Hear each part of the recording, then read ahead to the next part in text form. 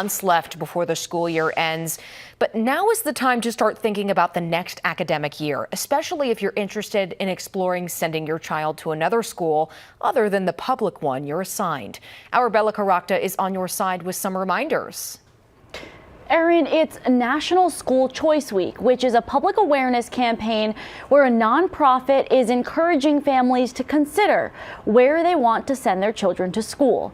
Parents have the choice to take some control over their children's K through 12 education. And with the decision being so important and there being multiple options, I spoke with an expert on the issue.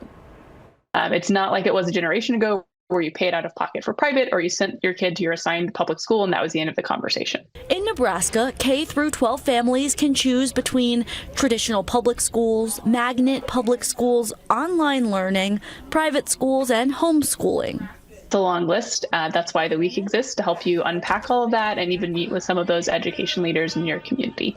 Shelby Doyle with the National School Choice Foundation says that while next year may not be top of mind, you don't want to lose your seat if you're interested in attending a school other than the public neighborhood school you're assigned to. You live in a place with a lot of choice. People make these decisions in the winter and the early spring. Also new this year is the Opportunity Scholarships for low-income families to send their students to private school. The interest form for that is already live online. Nebraskans have the choice to send their kids to a public school district outside of where they live. They can also choose to explore schools within their district, but not the one they're assigned to.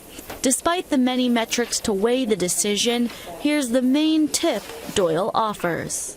What do they love? What are they challenged by? What excites them?